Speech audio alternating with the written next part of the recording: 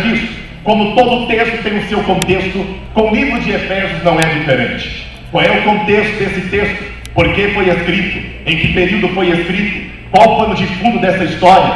E que importância tem essa palavra ao nosso coração? A Bíblia diz, queridos, que Efésios foi escrito em um tempo remoto da história. Tempo esse que narra a necessidade de uma igreja. Essa igreja que foi fundada por um homem chamado Paulo. Tudo começou no livro de Atos, capítulo 9, onde Deus, então, sabendo que a igreja já estava consolidada, recebendo o Evangelho de Deus na terra, Deus, então, observa que um homem chamado Paulo, ainda conhecido como Saulo, ele desejava perseguir a igreja. Em Atos, capítulo 9, a Bíblia diz que Paulo descobre que na cidade de Damasco havia 1.500 judeus e prosélitos, homens que professavam a fé em Cristo. Diz o texto sagrado que Paulo então deseja ir até aquela cidade, adentrar a cidade e matar os cristãos daquela cidade. Quando Paulo então se levanta, ainda como Saulo, e faz isso, ele adentra a cidade de Damasco. Ao chegar na porta da cidade, ele se depara com uma forte luz. Esta luz era Cristo, queridos, que se apresentou para Paulo e fez com que ele caísse por terra e ficasse 3 dias cegos. 3 dias depois, queridos, Paulo então recebe a visita de um homem por ordem de Deus, numa rua chamada direita, na casa de um homem chamado Judas. Há uma mensagem através de um homem chamado Ananias. Ele então recebe a ordem de fazer uma visita a um homem que estava orando, e ele era conhecido como Saulo de Tarso. Quando esse homem então adentra aquela casa e encontra Paulo orando, ele vai até Paulo e impõe as mãos sobre ele. E quando impõe as mãos, faz uma oração, cai dos olhos de Paulo como que escamas espirituais. Naquele momento, Paulo então se levanta e volta a enxergar 3 dias depois.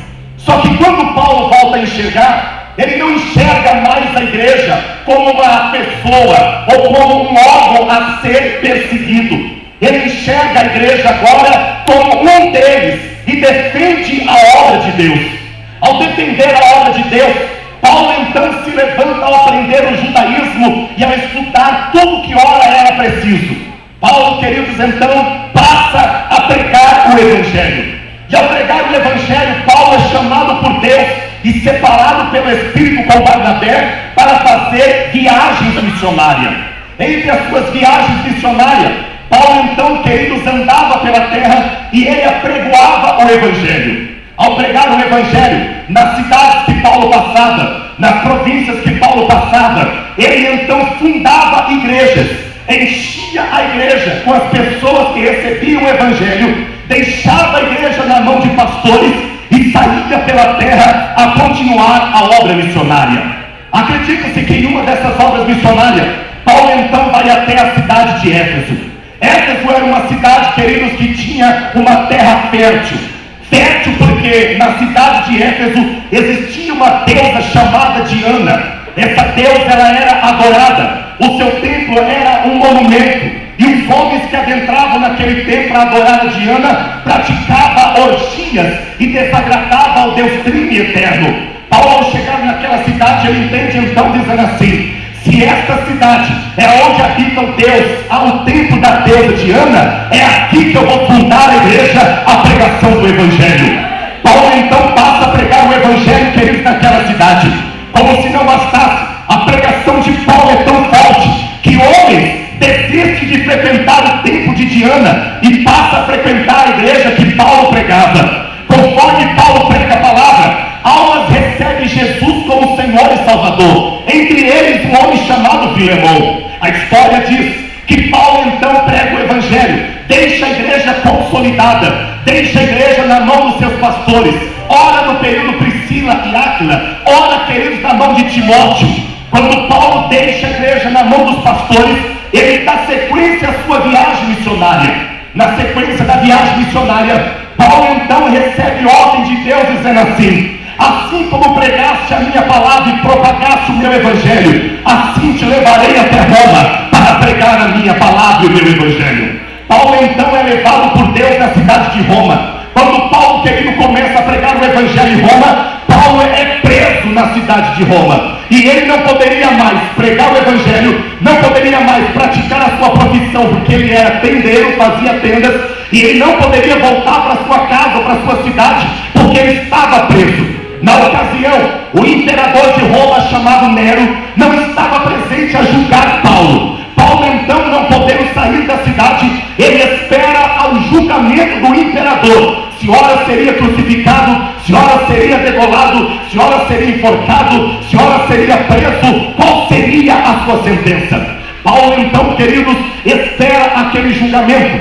Passa-se períodos da história e Paulo espera para saber o que vai acontecer. Nesse período, as igrejas que Paulo havia fundado estão vivendo decadência. Seitas e heresias adentraram no meio das igrejas e torceram a pregação do evangelho. Homens entravam em cultos parecidos como esse, assentavam do lado dos cristãos, e quando o pregador pregava, eles então diziam que era mentira, que a adoração não é a Deus, mas aos anjos, que a salvação não é através de Cristo, mas é pela obra. Quanto mais obra fizesse, mais perto da salvação estava. A maior seita que fazia isso era a seita chamada de gnosticismo. Então Paulo agora recebe notícia das igrejas. Acredita-se que os líderes das igrejas entraram em decadência e não sabiam como resolver o problema. Eles então mandam essa mensagem até Paulo, que está preso em Roma. Por Paulo não poder ficar na saída da cidade, ele aluga uma casa literalmente na cidade de Roma. Paulo fica preso então em uma prisão domiciliar dentro de uma casa. Naquela prisão, Paulo recebe a notícia da necessidade das igrejas. Paulo sabia que as algemas algemavam seus pés, a algema algemava suas mãos. A casa era cercada com soldados, aonde não permitia que Paulo fugisse. Mas Paulo, conhecendo a necessidade da igreja, ele disse: podem prender os meus pés, podem prender as minhas mãos, podem prender a minha estrutura física, mas dá para nascer alguém ou algema que prenda a voz de um adorador.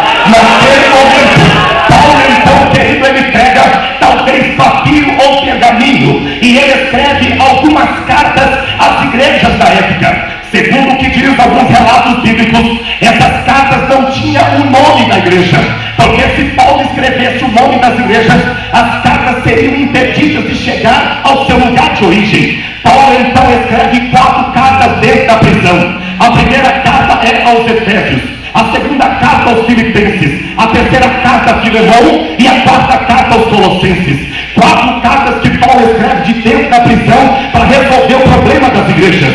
Ora, ele chama Tíquico e supostamente também Onésimo para levar essas cartas às igrejas. Tíquico e Onésimo, sabendo da importância da carta, eles pegam as cartas e vão em direção às igrejas.